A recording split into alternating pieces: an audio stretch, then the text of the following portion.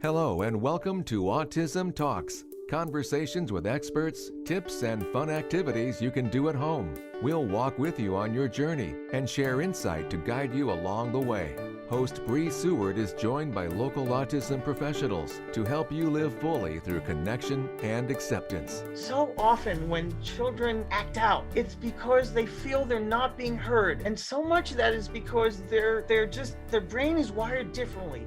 So they don't process information the same way that everyone else does. That's Eric Stark, who will join us to discuss empowering ourselves and loved ones. You're listening to Autism Talks, presented by the Autism Society of Southern Arizona, with support from Banner University Health Plans, Premier Wealth Advisors, Ascend Behavior Partners, Tucson Federal Credit Union, Happy Saguaro, Helping Hands Behavior Therapy, Absolute HCBS, Intermountain Centers, Southwest Gas, the Pima County Superintendent's Office, Arizona Lotus, Bear Essential News, and Univision Contigo.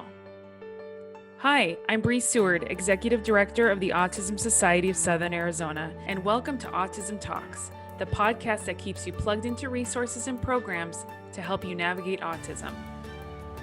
Be sure to subscribe to our podcast, leave a rating and review to help us spread the word to more families in need.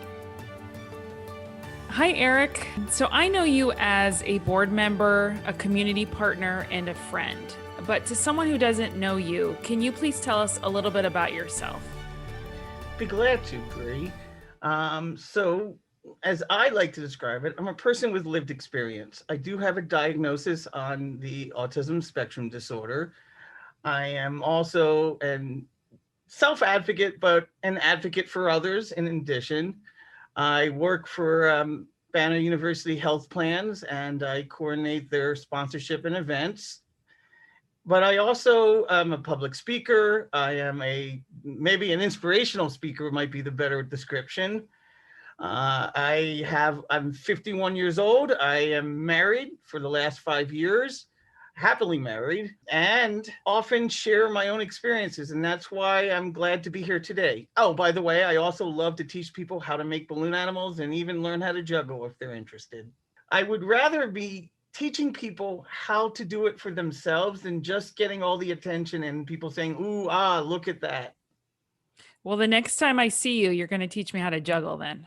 Okay. So you talked about, you describe yourself as someone with lived experience. So can you review some of the terms that you want the world to embrace when it comes to autistic individuals? I don't know if there's a term that I personally would want the world to embrace, because there is still a difference of, there isn't uniformity on how this should go. I myself do not identify as an autistic person.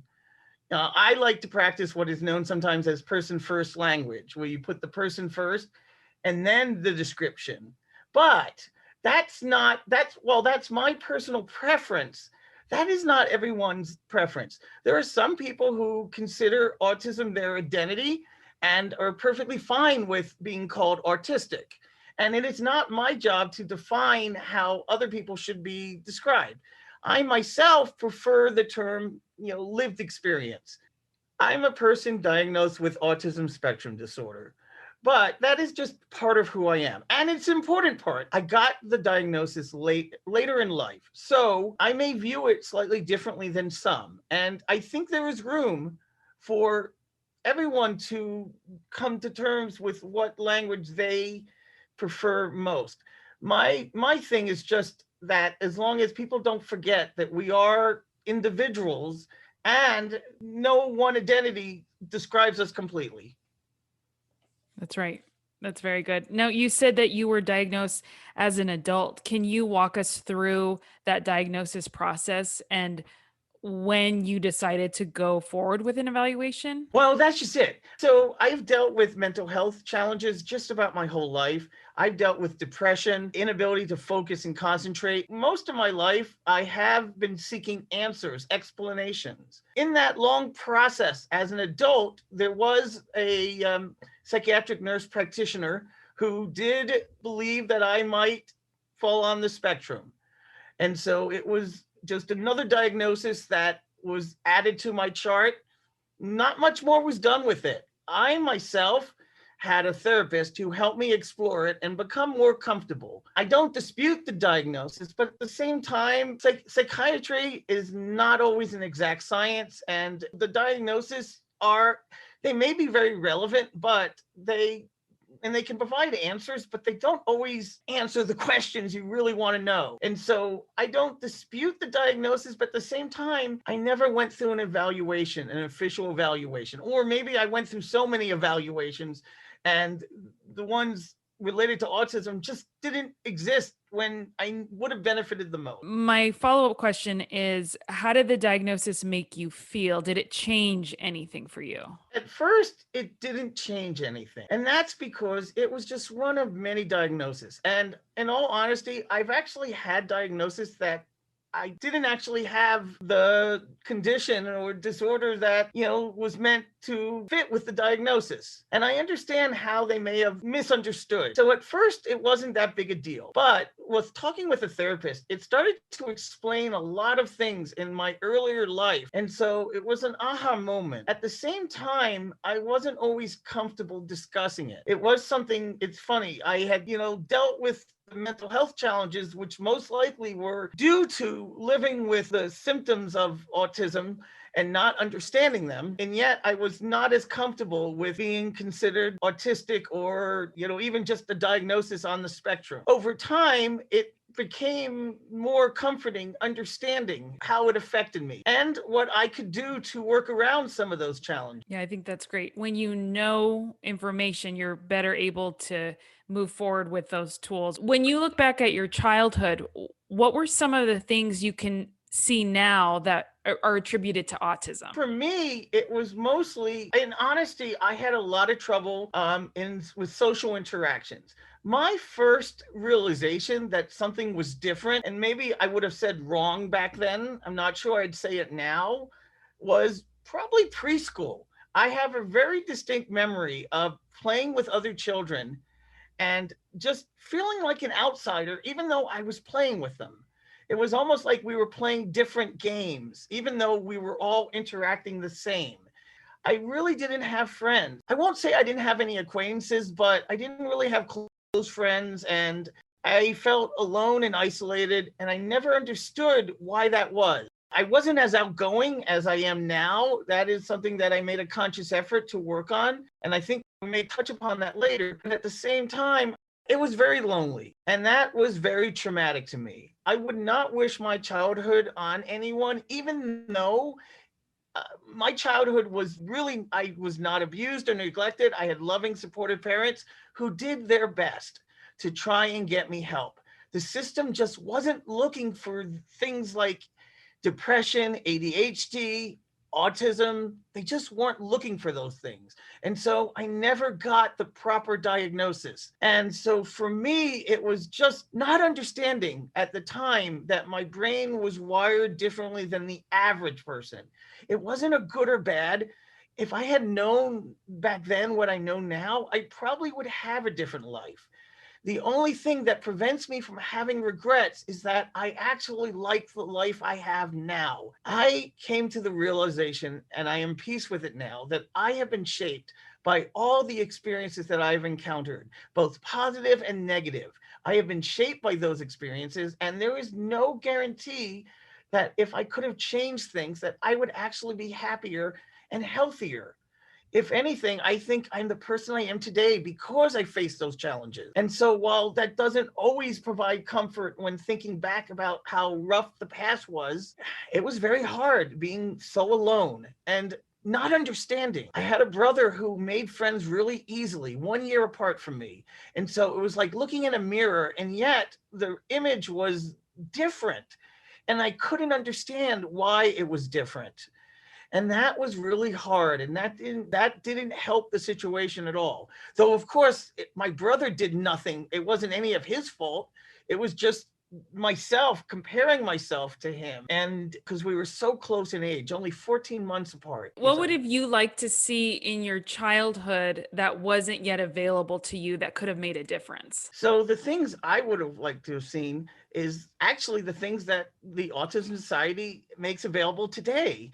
And for particular, what would have been extremely helpful is something like the adult social club. I had so much difficulty just making friends, and those skills were just not taught. So having somewhere to practice safely, both as an adult and maybe as a teen, would have been fantastic and so helpful. That's great. That's good to know that the things that we're doing now are affecting people in their lives on a daily basis. So I'd like to know, through your adulthood, what are some of the things that have brought you joy and have helped you the most? Most of my life, I was in this deep, dark hole of depression, and I hated myself. I felt worthless and useless. And so when that all changed, when I came to the realization that all those things I'd always been embarrassed and ashamed about, that I felt I needed to keep hidden and quiet and not speak about, could actually be strengths that could help other people. So what truly changed my life was actually getting trained to provide peer support in the public behavioral health system and getting hired to do so. I actually got hired at the agency that I was a long-term client of. And that changed my life, because for me, I had all these abilities, and yet I couldn't understand why I couldn't put them to use. And so my self-esteem was horrible. And yet it was only after I realized that all those things could be strengths and that I could make a difference in the lives of others. And again, it wasn't always about doing things for people, but helping them realize that they're not alone, that there are other people who have faced some of the same or similar challenges. And that truly changed my life. 15 years ago or so, I began working in the public behavioral health field. And I have never looked back, and I've never been happier. Having something that gives me meaning and purpose and fulfillment is just the most amazing thing in the world, and something I would never have imagined. On paper, I've accomplished a lot in life. I went to college, I went to law school, and yet none of those things ever felt like real achievements because they involve so much hard work.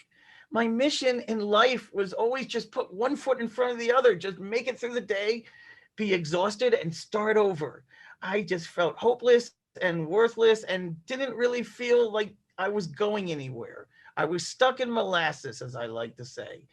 And so having a job, having people value and appreciate me, and knowing that I am making a difference, I'm earning my own money, those things truly, those are the medicines that truly helped. And it's all about finding your purpose, your passion, and you're helping others, and just sharing your story is going to help so many others. I so truly believe that everyone with a diagnosis on the autism spectrum has something they're good at, has their strengths, and can have purpose and meaning in their life. There is something that they can excel. Now, the truth is that whenever you start something new, the chances are you're not going to be very good at it. And yet, over time, with practice, you may not become an expert, but you can become sufficient. You don't have to be perfect. Practice doesn't always make perfection, but practice makes progress. And so no matter what your disability or the challenges, because we all face challenges in life, there is no one that I know that doesn't have something going on.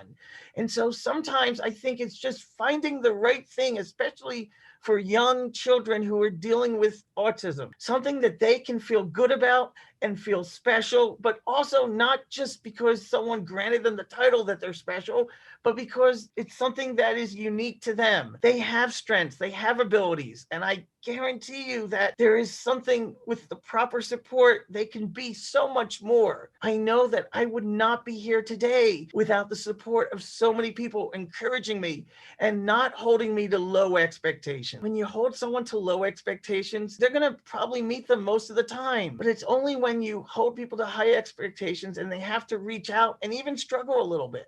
Now, I'm not saying that we want to, pull the rug out from under people, but at the same time, without struggle, we can't grow. Right. It's all part of the process. It's all part of the process, yes. How did you even get involved in public speaking? That's one of my favorite stories. And I think it's a perfect example of the journey that so many of us could be on. So when I started working in behavioral health, early on, I was asked to MC an event. It was actually a member achievement award. And I was asked by the CEO himself to MC the event.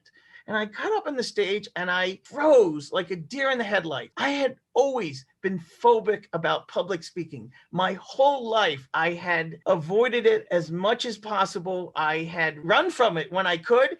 And when I couldn't, I just blustered my way through. I'm embarrassed to think sometimes what I had to say in school for projects and presentation. And yet, when I froze, that's when I decided that this was not the person I wanted to be.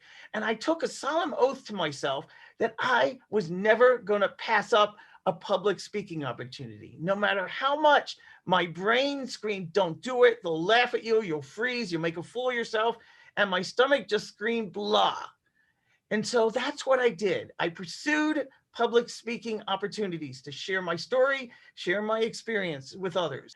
And at first, I was so nervous, I almost didn't make it through, the first time. So slowly over time, I did it more and more. And I started to come to the realization that not only do I think I might actually be good at this, but I actually enjoy it. I mean, who wouldn't? The spotlight's on me. Everyone's listening to me and my story. So that's great. And so, I mean, I've had politicians who basically have said, I'm supposed to go after this guy. And that makes me feel good because it's not the person I ever could have imagined myself. And here's where the contradiction is. I shouldn't say never imagined. A part of me always knew, I think, that I had it in me. But I couldn't understand why I didn't. It was that puzzle piece. For a long time, I wore this mask on. To the outside world, I wanted to be this positive, outgoing person. I didn't feel like this person at all. There's a saying sometimes in 12-step groups, fake it till you make it. And that's what I felt, like a fraud in a sense. And yet, slowly over time, my outward mask started to kind of match my inwards, or vice versa, or something. I used to practice in the mirror, actually answering the question. When people would ask me how I'm doing, I would tell them I was doing great. And I practiced saying it with all this enthusiasm and just, passion. And the truth is, when people ask you how you're doing, 9 out of 10 times, they're not really looking for an answer. It's just social convenience. But I wanted to be that person who was positive and outgoing, who was confident. And so I acted like that person. I started acting like the person I wanted to be.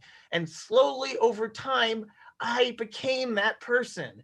And that's why I'm convinced that people have so much more power over themselves, especially people with autism. Because to me, autism is about wiring. I know my brain is not wired as the average person, but it's not always about good or bad. It's about different. And once I accepted that and realized that many of these things could be gifts and not just curses, I started to realize that it's what you do with it. The gift is realizing that I could be so much more. And I truly believe that no matter what your abilities, capabilities, functioning level, or whatever you want to tag it, you can be more. I think that's a lesson for all of us. Can you tell us a little bit about your role at Banner University Health Plans and what you do there? Absolutely. I have worked in outreach in some capacity for the last 15 years. And so I found the perfect job for me that uses my skills and gifts and also presents me with enough challenges that I can learn to get better at the things that I don't do as well. And so my job is actually to coordinate all of our sponsorships with nonprofits and charities, and also a lot of our outreach. So I take care of ranging for our sponsorship. I also make evaluations and recommendations for other organizations on worthy causes that members of Banner University Health Plans, BUHP, might benefit from. For me, I'm able to provide insight into what our members experience. And I can help in small ways to influence the system to be more responsive and to better meet the needs of our members and their loved ones. And that's not small ways. You have very big contributions to add for sure. How did you first get involved in the field? So I never imagined at all ever working in behavioral health. It just something that never occurred to me. I wanted to be a productive member of society. I wanted to have meaning and purpose. And so slowly I started feeling a little better. I started coping a little better with the world and with my own, symptoms and diagnoses. I actually used resources like vocational rehabilitation, VR, Voc Rehab, and they helped me start as a volunteer and eventually become a paid teaching assistant. And I then became a co-teacher and eventually a lead preschool teacher. And yet there was something missing in my life. I wasn't happy. I was going through the motions. I didn't feel like I was truly contributing. I had always worked with children. I had done babysitting. I was a swim coach when I was younger. So, working with children was natural, but yet there was still something missing. Eventually, I quit that job. Management had changed and they didn't understand my diagnoses, and it was just no longer a good fit. And so in quitting that job, I had a lot of time in my hands. So I decided to clean out my desk, my computer desk.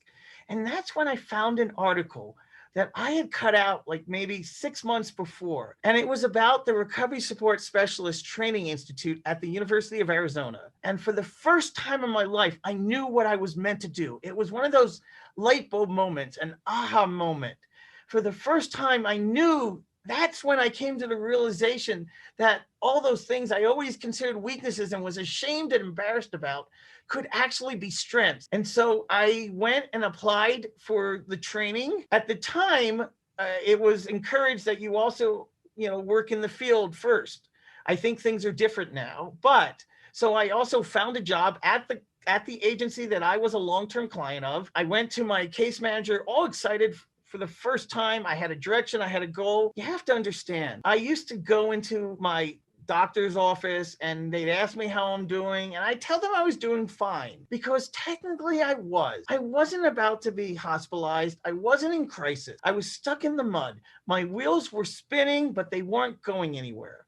And so for the first time, I had a goal and a direction, and I was on fire. I was passionate and I knew what I wanted to do. And my case manager at the time just showed no interest at all. I couldn't even get her to take my resume.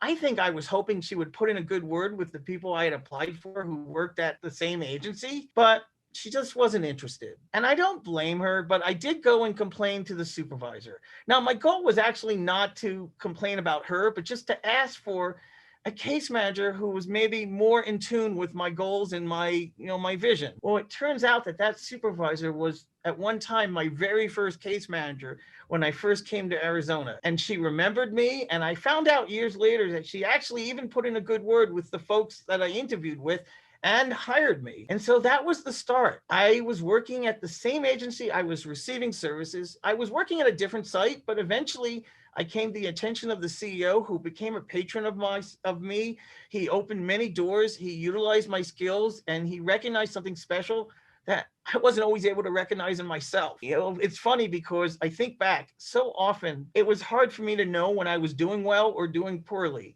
I was kind of the last person to know sometimes. And so I often relied on the people around me as a barometer for how I was doing. And so it was just a really good feeling to know that I had something to offer and that other people could recognize it. And so that's how I got started. And 15 years later, I am now working for a managed care organization, and I love it. I get to help shape how things are going and make a difference, but also to share my story and let people know that they're not alone, that we all have something in our life we may be ashamed or embarrassed about, but by talking about it, we actually normalize it. It provides me with meaning and purpose and fulfillment in ways that I never dreamed were possible. That's really great. It sounds like it was really a sign for you that day when you got that paper in your desk. It was. And, Yeah. to this day, I remember it like it was yesterday. Yeah.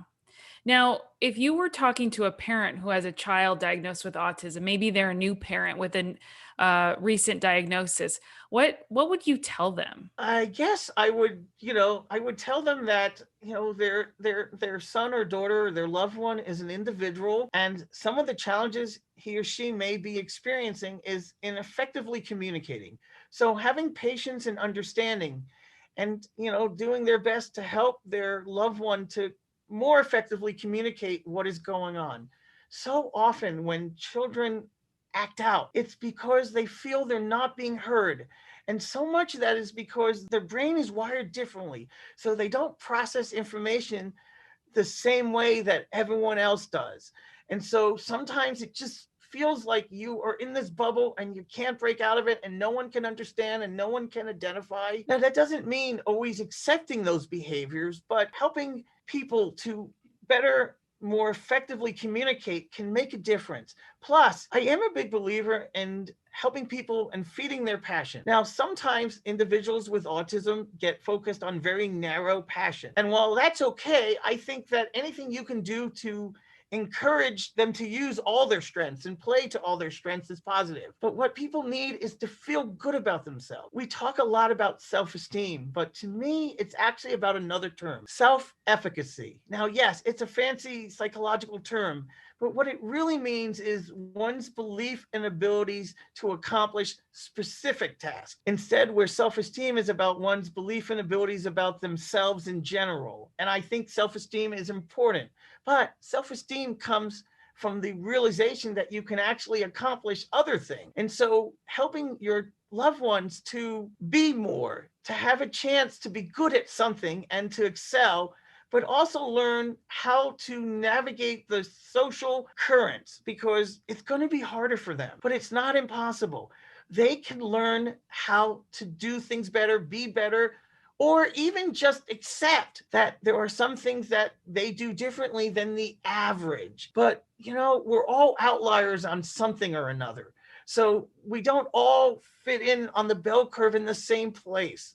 So I think just learning to accept your children for who they are and not trying to force them to be something they're not, but at the same time, encouraging and motivating them to be more of themselves. Right. And also looking at the world in which they view it. So maybe it's not loud music around you, or just kind of seeing, maybe not requiring eye contact all the time, or just understanding the way in which they look at the world, I think is important for us to kind of turn the tables on. So what are your future goals, Eric? It seems like you've accomplished so much in your life already. What are some of the goals you have for the future? So the goals I want to accomplish are pretty much continuing what I'm doing. There are some things I would love to do more of. As you probably noticed by now, I actually really enjoy public speaking.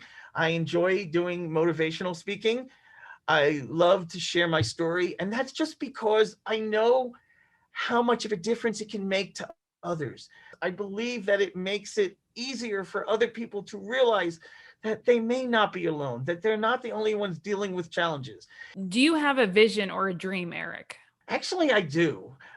One day, I would love to be able to start an experiential learning center where people dealing with challenges, whether it's autism, whether it's depression, or just having grown up in a traumatic and negative environment, can have a chance to learn that they can learn new things. Creating a safe place where people can learn new skills and have confidence in themselves that they can be special, not just because of some diagnosis, but because of who they are and how they use their gifts and how they work around the barriers that they face. Well, I look forward to seeing you break ground at this center one day. Finally, I'd love to know, what do you want the world to know about autism? I want the world to know that we're all different in some way or another, but their differences are just in the way their brain processes information and how they view the world. And so those differences are neither good nor bad, they're just differences. And you can help people be the best people they can be. You can, especially, family members can help their loved ones become fulfilled and realize that they have positive qualifications and traits that can make a difference. So it's not so much about what we can't do, but let's focus more on what we can do, because there's so much more that people can do. Eric, thank you so much for everything you shared with us today. And I know that people listening will learn so much and apply it in their lives and be inspired by your story. So thank you for being brave and having courage to share your story, use your voice, and create a platform that will help so many others. So thank you so much. How can people get a hold of you if they would like to contact you? So they're more than welcome to reach out to the Autism Society of Southern Arizona. If I can serve as inspiration or answer questions for young adults or adults who may be dealing with some of the challenges related to autism, I'm always more than glad to share. Thank you, Eric. Please consider making a donation to the Autism Society of Southern Arizona. We need your support to continue our virtual programs and workshops. Visit as-az.org to donate today. We invite you to visit 2021walkwithus.com to watch our library of expert presentations on a variety of topics, such as the role of parents in ABA therapy and a fast, natural solution to behavioral issues. And give us a call if you want to learn about new resources available